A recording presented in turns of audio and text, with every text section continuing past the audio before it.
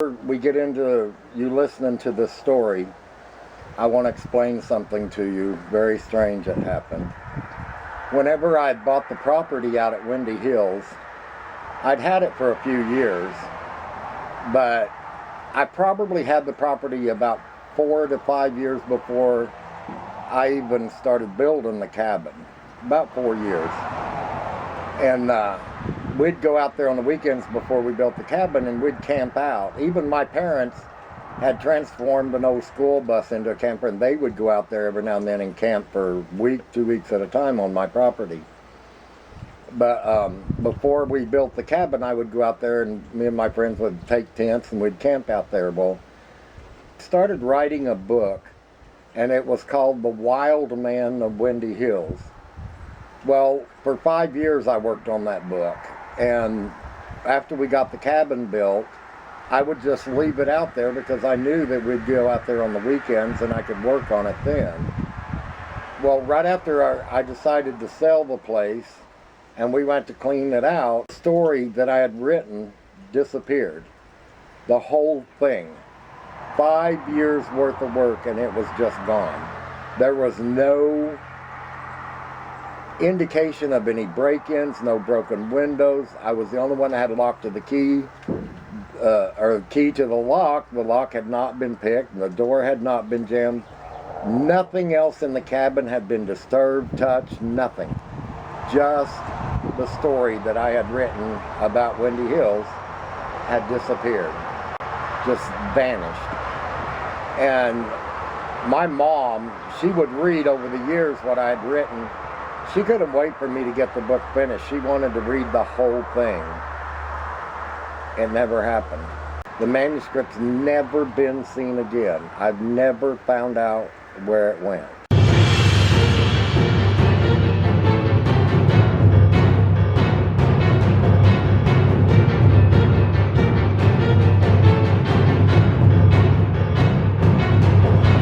Okay, I wanted to tell a story about about 1978. I was born and raised in Rogers, Arkansas. My dad was born and raised in Rogers, Arkansas. He was born there in 1933. But back then, back when I was a teenager in Rogers, it was mostly still rural area. I mean, there was a town there, but that's exactly what it was back then. It was a town, and today it's a big city. Like going from Rogers to Bentonville is a 3-hour drive nowadays because it's just a big city, and back then from Rogers to Bentonville it was wooded area. You could drive down the main highway and it was nothing but woods on both sides. But anyway, when I was about 16 years old, we lived over on South D Street, and South D Street ran this way, and then there was a road that curved around and went out to a highway called New Hope, and you could go down New Hope and go down to the lake called Montanay, or back up where I went out, you could go straight across, and there was a little highway that went out a couple of miles, and then it turned into dirt road, and then you go down a hill and it turns into dirt road going down that hill, and they're just like old barns and stuff like that. Well, where you come around like this and you went down a hill, there was a road that went this way, and the one that come down the hill went straight across and went around, and on this corner was an old rock quarry, and on this corner it was just a hillside, no creeks, no fence, no nothing, just a hill. And then if you went down this way on the road, it went back into a wooded area, and you just drove for miles. There was a road that went through the woods, and it went for miles. And I remember there used to be an old house down there that sat off the side of the road, and it had been empty since probably the 1950s. And you could go down and look, and that house was just full of bullet holes, where back in the 1950s, some kind of gang or something had held up there, and the police had had a shootout with them there. But they never tore the house down. It just stayed there, and it could still be there today. I don't know. I doubt it, but I don't know. Anyway, in 1978, I was 16 years old, and my mom and dad used to go to bed early because my dad worked, and he would get up and leave for work about 6 a.m. Well, on the weekends, he didn't have to get up and go to work, so they would sleep till about 9, 10 o'clock. He never got out of bed on the weekends before 10 a.m. Never. And one Friday night, they were having a party. There was a little town right over from where we live, right next, called Lowell, Arkansas. And I was invited to a little party over there on a back street in Lowell. And there was this big apple orchard that grew back there, and there was homes back in there. So I decided I was going to sneak my dad's car out after he went to bed that night, and I did. But boy, I knew I better not get caught. Well, back then at 16, you could get a permit to drive, but you had to have a licensed driver with you. So I always used the back way. I'd always go down Old Wire Road, and I'd go through Cross Hollows and back up the back way into Lowell, Arkansas, where the apple orchard was, to get to my friends, and that kept me away from the police. Well, I did this one Friday night. I snuck out and I went, and I had one beer that night, no more, because I knew I had to drive back, and I knew I had to get that car back in time before my parents caught me. So that night I drank one beer. And I remember just getting into what my friends were doing. I ended up staying all night long. And about 5 o'clock in the morning, I knew I had to get that car back before my dad got out of bed. So I took off, and when you come out of Lowell, the road comes out, I guess, and it comes down a hill, curves, and then you're back on the dirt road, and it goes way out there. And when you get to that, where the rock quarry was, just where you go through Cross Hollows, where the rock quarry is, it goes around the bend like this, and there used to be a little road, like a little wagon trail on the side of the road there, and that's where everybody out there, it seemed like, decided that's where was the city dump. They'd go out there and dump stuff. And there was a little creek on that side by the old rock quarry. And well, when I was coming back through there that morning, it was just coming daylight. And as I come over the hill and I got to where the rock quarry is on the bend, no one could see me from this side. There was an old white farmhouse over here on the corner, where the road goes down like this and across. It was right here on this corner, but it was empty. Nobody lived there for years. I stopped there at the old rock quarry because I knew nobody could see me all the way around, because the rock quarry on this side and woods behind me and a big hill on this side. They'd have to come down the hill and around the corner, and I could hear them before they got there. Well, I stopped there, and I got out, and I walked behind the car to take a leak, and right in midstream, I'd look up, and on this hillside, it wasn't no more than, I'd say 200 feet, 300 feet at the most.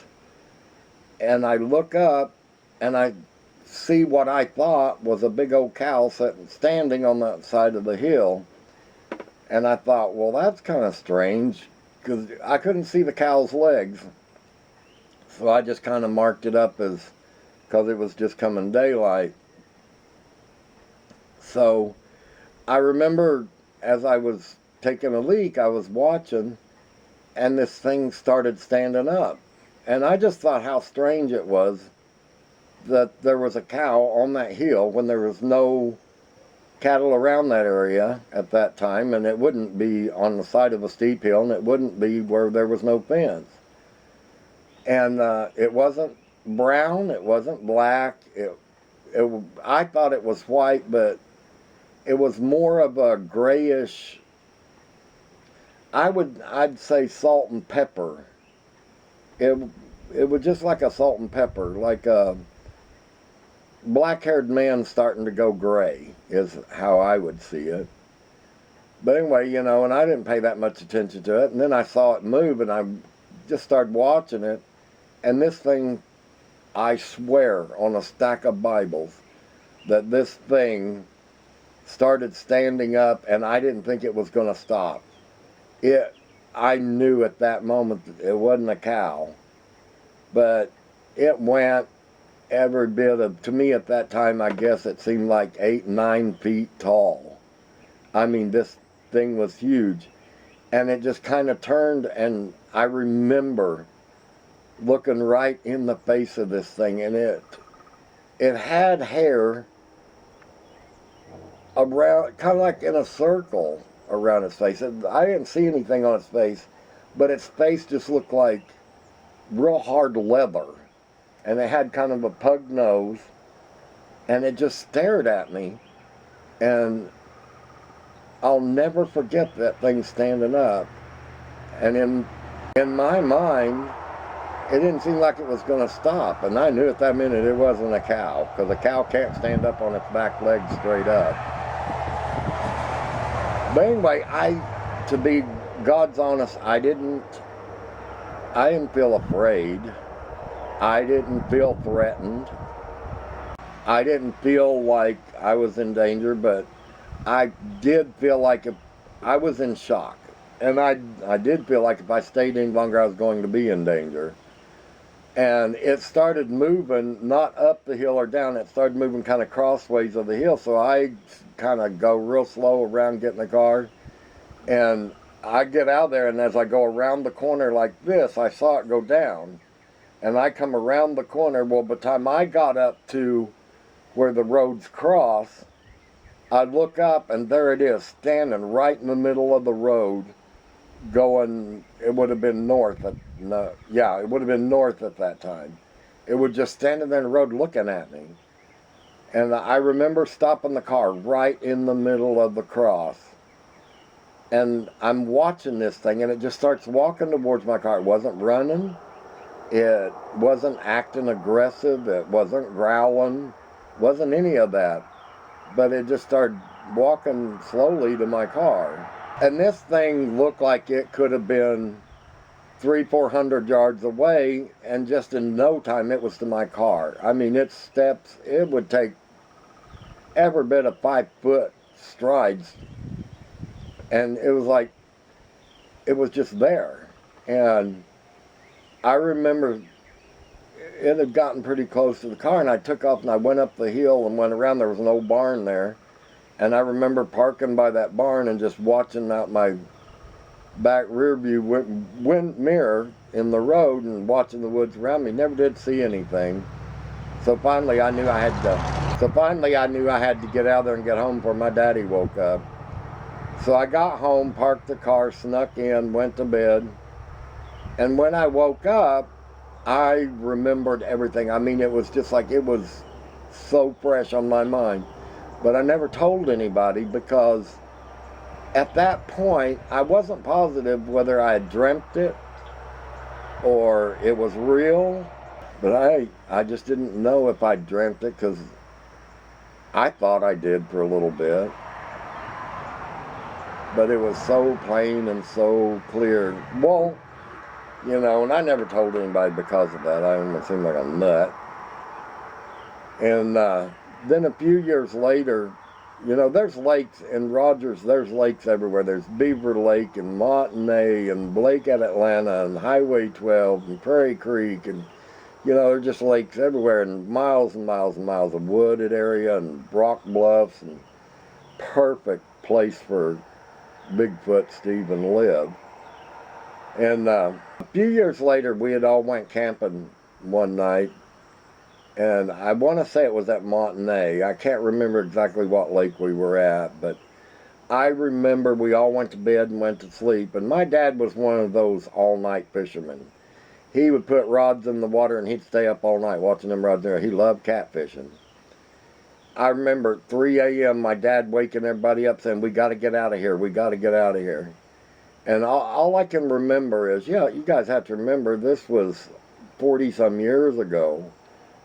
I remember him telling my mom, "There's something really big right over there." And I don't know what it is, but he said, but whatever it is, he said, I feel we're in danger and we got to get these kids out of here. So we packed up, we tore down camp. At 3 o'clock in the morning, we tore down camp and got the car loaded and we got out of there.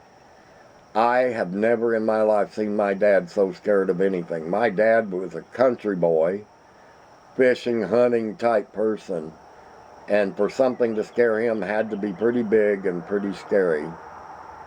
But after I had my incident of 16 years old, it wasn't 6 months.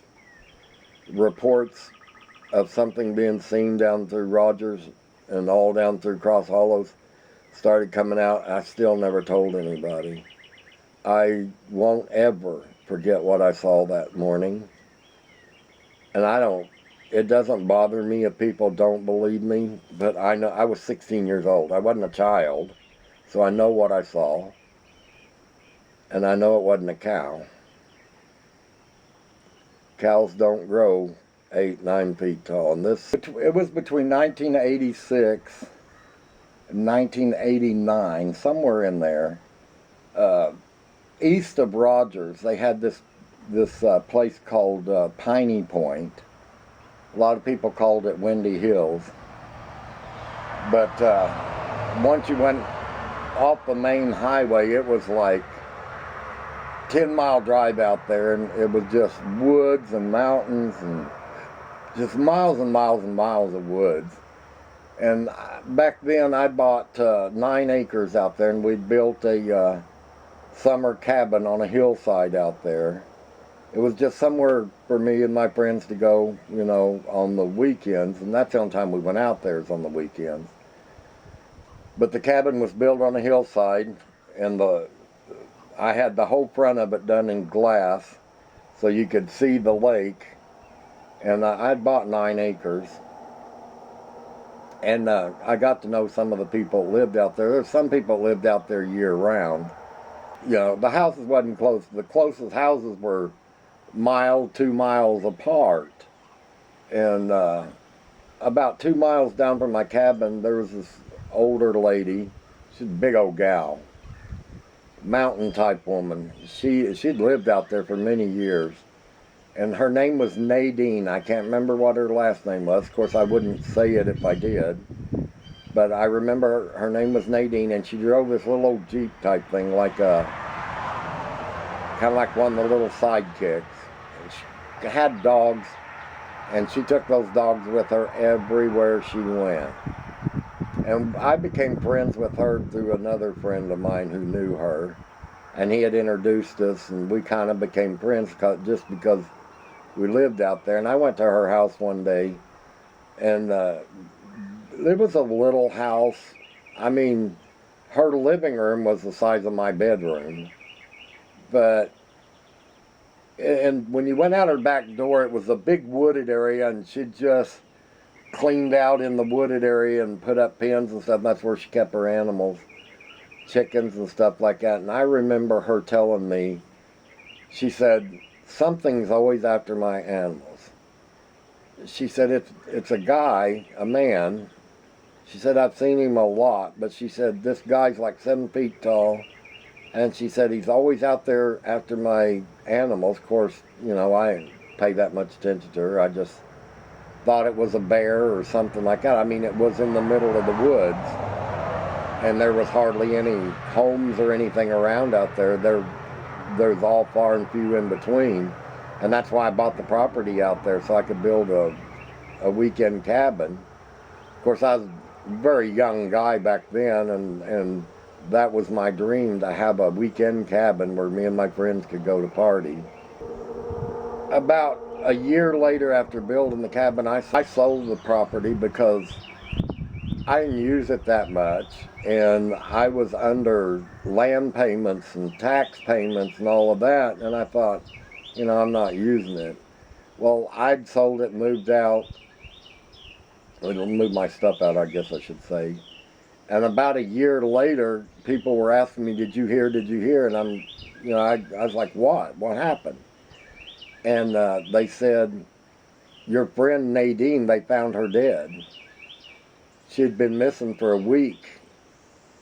Well, when they found her, she was in front of her house where her house was built. There was a dirt road that led on down to the lake. Well, across the road there was a big field, farmer's field, and there was a fence around it. And they found her over the fence in the tall grass. It took them so long to find her because she was in that deep grass over there. But there was no footprints, truck tracks, nothing. No car tracks, nothing that she had been taken out there. It was just like she was there, you know, and the grass was at least 2 to 3 foot tall. So if somebody would have walked through there, the grass would have been beat down. But the only place where the grass was beat down is where they found her body. She had burn marks all over that. I don't think they ever figured out where the burn marks even came from. But I just thought it was a little strange, and then I got to thinking about this person that she said was a person that was always in her backyard after her animals. Well, investigation. The police came up with it must have been a transient going through there and all kind of. Well, this was miles and miles back in the hills, deep woods. What would a transient be doing way out there? I mean, you would have had to have been a really stupid person to be out there walking around or hitchhiking or whatever you call it. You might see a car once every day out that way. So I didn't believe it. And then I got to thinking about it. How did her body get in that field with no tracks leading to it? Nothing. And the only thing I could come up with was maybe what she was describing this could have been a Bigfoot. Because at that time in my life, I believed in them because I'd seen one. And I thought, the only way her body could have got there like that is something or someone had to pick her up and pitch her over the fence into that field. Because they didn't walk out there and put her there. So she had to have been thrown out in there. I don't think to this day they really have solved what happened to Nadine. And she was one of the nicest people you ever want to meet. But she was very protective of her property. Very protective. But I'll never forget, she sat down and was telling me stories about this big, huge woodsman trying to steal her animals. And I just wondered, and she talked about him being 7, 8 foot tall, and I thought, well, it wasn't human, so we kind of knew what it was. But I never said to her that it could have been a Bigfoot, because she was already upset that her animals were disappearing. I did go to the police and told them the stories that she had been telling me about this. And this is where they had marked it up as a transient going through there. But she had reported this stuff. She told me this stuff had been happening. A transient goes through. This thing had been there for a year, 2 years, stealing her animals. A transient doesn't camp out in the woods because it finds a little farm. They don't camp out in the woods, and that's how they eat, is steal animals from one farm. Once they're full, they move on. This thing was there for years. So that's how I knew that it wasn't a person. But it's sad that she died the way she did, and she died alone. But I'm still curious about the burn marks on her, where they came from. And the only thing that I can come up with, how she ended up in that field with no tracks, no nothing. Something threw her over that fence out there. And the size of this woman, she was a little, about Roseanne Barr size, I'd say. So it had to take a pretty strong person to pick her up, or whatever, to pick her up and pitch her over that fence. Because that's the only way she could have got there, with no tracks, no nothing else in that grass. The only grass that was beat down is where her body laid. And I never went back out there. After my property sold out there, I never went back. Never visited that place again.